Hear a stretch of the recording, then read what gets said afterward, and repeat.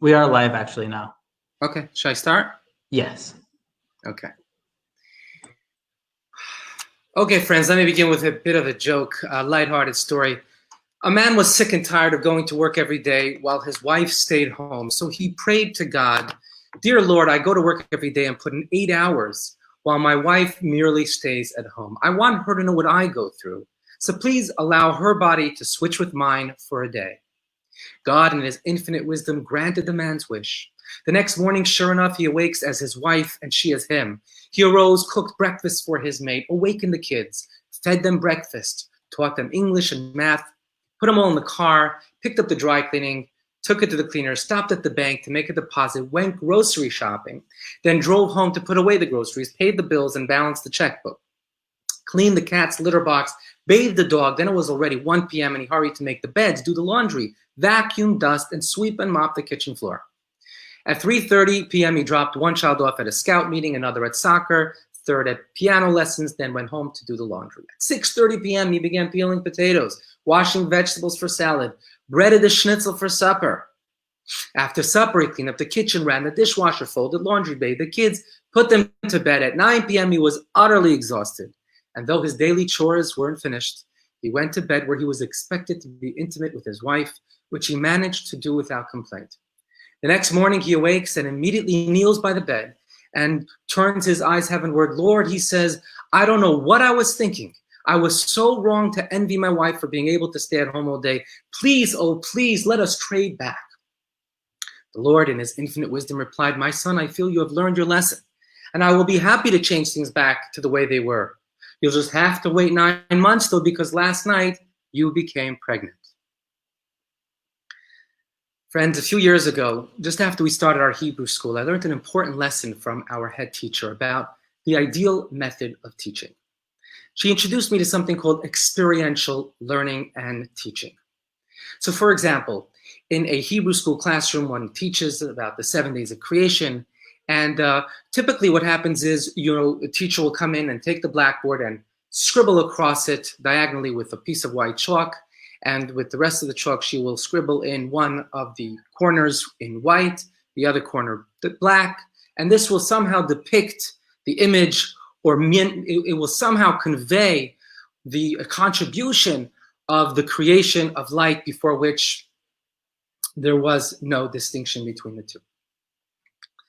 And she said, we will do something different. We're going to get the kids in, and we're going to turn all the lights off and ensure that the room is pitch black, and then give out flashlights. And then at the count of 3, we'll tell them to turn on the light. They will. And suddenly they will know experientially the difference between darkness and light. They will have experienced, and in that way, deeply and profoundly internalized what it is that took place, as it were, on the first day of creation. And so today I'd like to share an example of how experiential education is actually rooted in the Torah and is in fact the preferred method of teaching. But first, let me share with you a watershed moment in biblical narrative. Let me set the scene for you. We're about to encounter a very tender moment in the relationship between God and Abraham, recounted in the beginning of the book of Genesis. And I quote, "After these incidents, the word of Hashem came to Abram in a vision, saying, 'Fear not, Abram. I am your shield. Your reward is exceedingly great.'" Abraham seizes the moment and asks God to bless him with a child. God promises him a child. And he took him outside, and God said to Abraham, "Please look heavenward and count the stars, if you are able to count them." And he said to Abram, "So will be your seed." Now the sun is ready to set, and a deep sleep falls upon Abram. And behold, a great darkness was falling upon him. And here the story takes a very unexpected turn. And I quote, "And God says to Abram, you shall surely know that your seed will be strangers in a land that is not their own.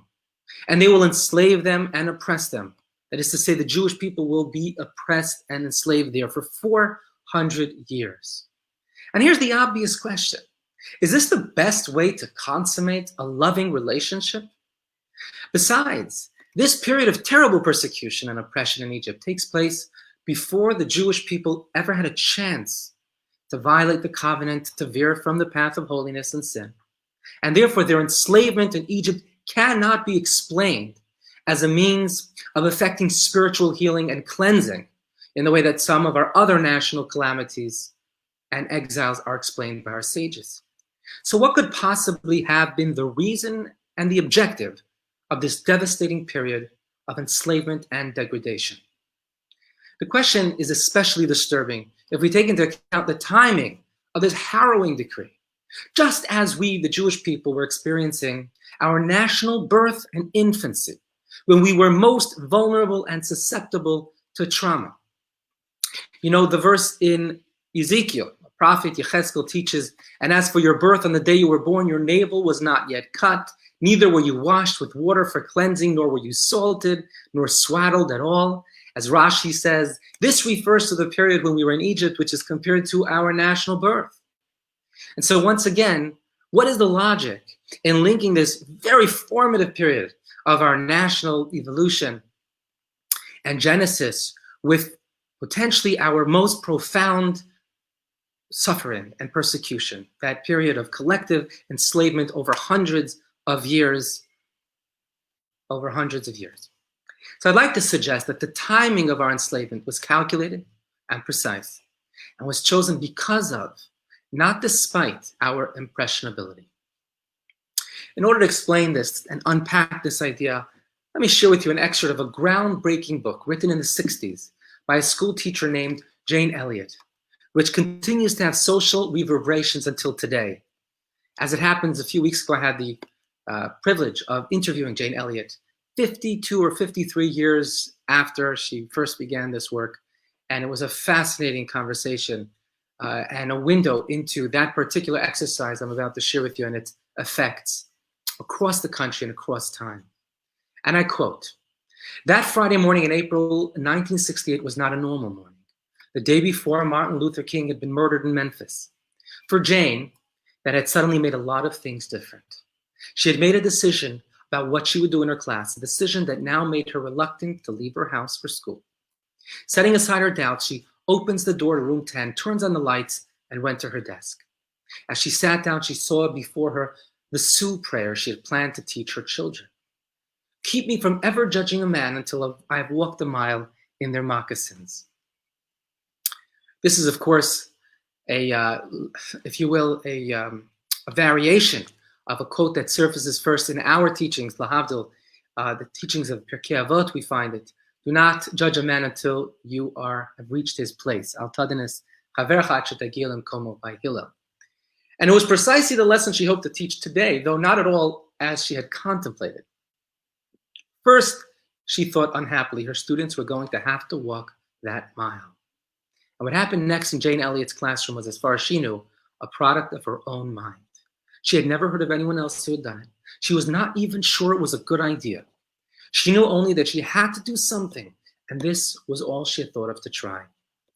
The idea went back to a half-angry, half-humorous remark she had made to a college roommate years before. Returning to school from a weekend in Riceville, where she grew up, she had told her roommate about an argument she had had with her father on the subject of race. Remembering as she talked about it, how her father's hazel eyes had blazed at her accusations of prejudice, she told her roommate, "If hazel eyes ever go out of style, my father is going to be in trouble." She had no sooner said it than it struck both girls as an interesting observation. Skin color, eye color, hair color, or texture, it made as much sense, they decided, to discriminate on the basis of one as another. The two of them talked far into the night about how it must feel to grow up as a person of color in America. Jane took a deep breath and plunged right in. She's speaking to her class and she says, "I don't think we really know what it would be like to grow up as a black child. Do you? I mean, it would be hard to know really unless we actually experienced discrimination ourselves, wouldn't it?" Without real interest, the class agreed. "Well, would you like to find out?" The children's puzzlement was plain on their faces until she spelled out what she meant. "Suppose we divided the class into blue-eyed and brown-eyed children. And suppose that for the rest of today, the blue-eyed children became the inferior group. And then on Monday, we could reverse it so that the brown-eyed children will be inferior. Wouldn't that give us a better understanding of what discrimination means?" Now there was enthusiasm in the response. "Would you like to try it?" Jane asked. There was an immediate chorus of assent. Divided by eye color, Jane's class was made up of 17 children with blue eyes, 3 with green eyes and 8 with brown eyes. To make things more even, the green-eyed children were lumped with the brown-eyed children. Today, she tells her class, the blue-eyed people will be on the bottom and the brown-eyed people on the top. At their puzzled looks, she went on. What I mean is that brown-eyed people are better than blue-eyed people. They are cleaner than blue-eyed people. They are more civilized than blue-eyed people. They are smarter than blue-eyed people. When they still looked puzzled, Jane nodded her head and said, it's true, it really is. Now the brown-eyed children began to look at each other in wonder. They sat up straighter in their chairs, waiting to hear more. The blue-eyed children frowned. They stirred uneasily, not understanding. One blue-eyed boy slumped way down in his chair. What color are your eyes? Jane asked him. Blue, said the boy, straightening up. Is that the way we've been taught to sit in class? No, the boy said. Do blue-eyed people remember what they've been taught? Jane asked the class. There was a chorus of no's from the brown-eyed children as they began to see how it would work. The blue-eyed boy now sat bolt upright, his hands folded neatly in the center of his desk. A brown-eyed boy near him, one of his closest friends, gave him a withering, disdainful look. It began that quickly. Long before noon, Jane says, I was sick. I wished I'd never started this. During the morning recess, I went to the teacher's lounge and told 3 other teachers what I was doing. They laughed. I went back to my empty room and cried. By lunch hour, there was no need to think before identifying a child as blue or brown-eyed. I could tell simply by looking at them. The brown-eyed children were happy, alert, having the time of their lives. The blue-eyed children were miserable. Their posture, their expressions, their entire attitudes were those of defeat. Inside an hour or so, they looked and behaved as though they were, in fact, inferior. It was shocking. But even more frightening was the way the brown-eyed children turned on their friends of the day before, the way they accepted almost immediately as true what had originally been described merely as an exercise. For there was no question, after an hour or so, that they actually believed that they were superior. It was as though someone had pointed out to them something they simply hadn't noticed before. On Monday, all of the children in Jane's class came to school. Briefly, she recalled to them all that they had done on Friday and how it had begun. Then, as the blue-eyed children became restless and fidgety, she said, I lied to you on Friday. I told you brown-eyed people are better than blue-eyed people. That's not true. There was an expectant hush. The truth is that blue-eyed people are better than brown-eyed people. They are smarter than brown-eyed people. She guessed as she went through the entire list for the second time that there might now be greater resistance to what she was saying. Perhaps having been fooled once, they would have no more of this nonsense. Yet watching their faces carefully, she saw that it was having an effect. The faces that had been so cheerful on Friday were rapidly falling into depressed scowls. Those that had been glum on Friday brightened with pleasure. Jane continued to reverse Friday's procedure, reviewing the restrictions that today would apply to the brown-eyed children. And she said, and I quote, I had not expected that the brown-eyed children, knowing full well after their experience on Friday that it was all an exercise and that it would last only a day, would react as intensely as the others had to the experience of discrimination. But they did. Within minutes, they'd become nervous, depressed, and resentful. The only real difference that day was that the blue-eyed children, now on top, were noticeably less vicious in their treatment of the underlings than the latter had been to them. Friends, that to me is the key phrase. The only real difference was that those who had been discriminated against on an earlier day were today more compassionate, more empathetic, and less vicious in their treatment of those who are being discriminated against today. In the book of Shemot, we read, and I quote, and you shall not oppress a stranger, for you know the feelings of the stranger since you were strangers in the land of Egypt. There you have it spelled out in all of its breathtaking moral beauty. Egypt was the classroom, God the teacher, the Jewish people his students, and the experiential lesson was empathy. And there was no better time to teach us this lesson than that would come to define our national instinct and DNA than in our most formative years, precisely because that was when we were most receptive and most moldable. And here we come to something that is absolutely astounding. The Jerusalem Talmud teaches that while still in Egypt, while still themselves slaves, God instructed Moshe to command the Jewish people regarding the laws of freeing slaves. Imagine that. Verses earlier, God says, I heard the moans of the children of Israel, whom the Egyptians are persecuting, holding in bondage. We read further that the Jewish people did not hearken to Moshe because of their shortness of breath and because of their hard labor. In other words, the Jewish people could barely stand up straight and catch their breath when Moshe gathers them around for his State of the Union address. And what is his message to this battered and broken group of slaves? He might have talked about liberty, the breaking of their chains, and the end of slavery. He might have talked about the destination to which they were about to travel, the land flowing with milk and honey. Or he might have chosen a more somber theme, the journey that lay ahead, the dangers they would face, what Nelson Mandela called the long walk to freedom. Any of these would have been the speech of a great leader, sensing a historic moment in the destiny of the Jewish people. Instead, Moshe, forever lovingly referred to as Rabbeinu, our teacher, says the following: take your pain and your humiliation and channel it into an unshakable resolution never to perpetrate what was done unto you, and instead to constantly represent and give voice and defend those who are defenseless, voiceless, and discriminated against. Amazingly, Moshe himself embodies this powerful lesson while in Midian. The Torah tells us that he names his son Gershom. And why? What is the etymology of Gershom? What is its meaning? What was he trying to remember, to embody? The Torah says he called him Gershom, for he said, Gershom, I was a stranger, Ger, Sham, Vir, that is to say, in a foreign land. Okay, Moshe is trying to recall the fact that he understands deeply what it is like to be the other, what it is like to be that stranger, to feel uncomfortable, an outsider, not included, not one of, the them rather than the us. Now, let me ask you a simple question. When you have a child and you name them something, essentially what you're doing is you're trying to recall, you're trying to eternalize, immortalize a particular experience or sentiment, a feeling, an idea.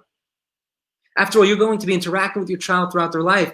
And so every time you call their name, that will be a reminder, as it were, of something deeply important to you.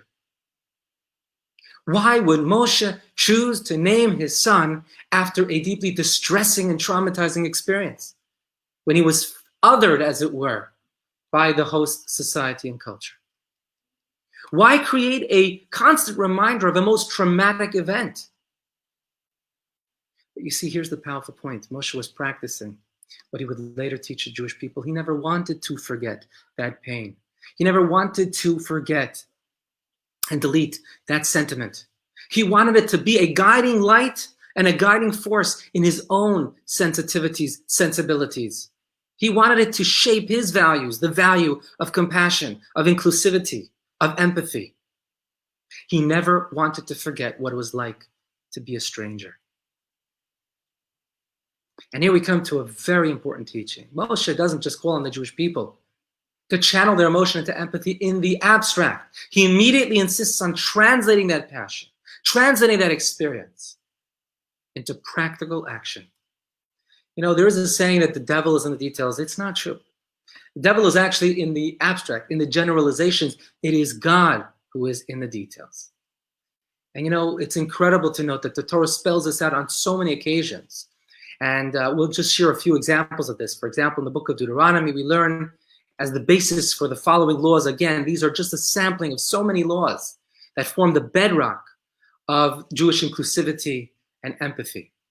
The Torah says, when you lend your fellow any item, you shall not enter his home to take his security, his collateral. Instead, stand outside, and the man to whom you're extending the loan shall bring the security to you outside.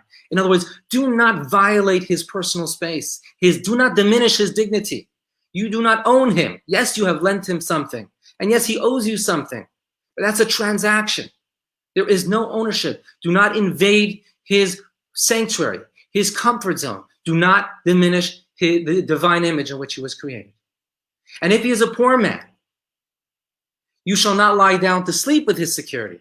That is to say, if, for example, he gave in lieu of the loan a pillow or a blanket, do not keep it with you overnight. You shall return the security to him by sunset, so that he may lie down to sleep in his garment. Another law, you shall not pervert the judgment of a stranger or an orphan, and you shall not take a widow's garment as a security for a loan. Another law, when you reap your harvest in your field and forget a sheaf in the field, you shall not go back to it. It shall be left for the stranger, the orphan, the widow, so that the Lord your God will bless you in all that you do. Interesting, this is the only mitzvah that can only be performed through forgetfulness, through forgetting a particular sheaf in the field. Furthermore, when you pick the grapes of your vineyard, you shall not glean after you. It shall be left for the stranger, the orphan, and the widow. Okay, so these are, again, just a few samples of certain mitzvot relating to those who are marginalized, to those to whom life was not kind to, as it were, to those who are left on the side, to the others. And how does the Torah frame all of these groundbreaking laws of compassion that today we might refer to as social justice, as human rights? The Torah says, you shall remember that you were a slave in the land of Egypt. Therefore, I command you to do this thing. Incredible. Indeed, it's been pointed out that while the Torah teaches us only once to love your fellow Jew like yourself, it teaches us on no less than 36 occasions to love the stranger, to love the convert, to love the outsider, to love the superficially imposed and defined other. I want to conclude with a final thought, some reflections on how has that experiment described previously fared? Has it been successful or not? So I want to share with you a number of quotes that come from non-Jewish people and philosophers, historians throughout history. And I believe that it's through their words, rather than, Jewish sentiments of patting ourselves on the back, that we come to a particular historical insight. Here's a quote from the second president of the United States, John Adams, who said, "I will insist that the Hebrews have contributed more to civilized men than any other nation. If I was an atheist and believed in blind eternal fate, I should still believe that fate had ordained the Jews to be the most essential instrument for civilizing the nations." Here we have a quote from Paul Johnson, a Christian historian. He says, "Certainly the world without the Jews would have been a radically different place. Humanity might have eventually stumbled upon all the Jewish insights, but we cannot be sure. To them we owe the idea of equality before the law, both divine and human, of the sanctity of life and the dignity of human person, of social responsibility, and many other items which constitute the basic moral furniture of the human mind. Without them, it may have been a much emptier place." In an address, I find this fascinating, on October 19, 2002, Mr. Matlan, who was the Secretary General of the African National Congress, the ANC, said the following, and I quote, "That people of Jewish descent should be so prominent in the liberation movement says something fundamental about the compassion of Judaism. Many Jewish immigrants arrived on our shores in abject poverty, laying claim to little but their rich commitment to humanitarian and egalitarian ideals. These commitments were rooted in traditional Jewish teaching. Jewish compassion is the fruit of empathy rather than sympathy. Sympathy, of course, is feeling bad for someone else, empathy with someone else. And when do we develop that particular sensibility and sensitivity, as mentioned, in our infancy, as we were being molded, as we were being shaped, as we were being incubated and marinated, as it were, in that sauce, so to speak, of compassion, of empathy, of experiential learning. Edmund Wilson, a US literary critic, said the Jew lends himself easily to communism because it enables him to devote himself to a high cause involving all of humanity, characteristics which are natural to him as a Jew." And I could go on. And the point here is, of course, not to, again, single out a particular group as being more empathetic necessarily. It is to say that here we find, I believe, an articulation of the success of that particular experiment outlined above. That experiential lesson about what it means and what it feels like to be that outsider, so that we channel that pain and that trauma and that sentiment into concrete effort, time and again in every generation, across place, space, and time, to uplift, to illuminate, to facilitate those who are relegated to the sidelines. Friends, our world is suffering from what I would call an empathy deficit. We live in a world that is unfortunately very divided, very polarized, politically, socioeconomically, ideologically, religiously, and very tragically, racially. And so the takeaway message for today is, let us dedicate ourselves to a fundamental aspect of our national identity. Let us teach the world by our example the lessons we learned in Egypt. Let us create an empathy revolution that will result in the ultimate revelation and revolution of the Messianic era, when our sages and prophets teach that there will be neither famine, nor war, nor conflict, hostility, anger, envy, or strife. Let me bless us all that day comes speedily in our day. Amen. Thank you for listening. All the very best.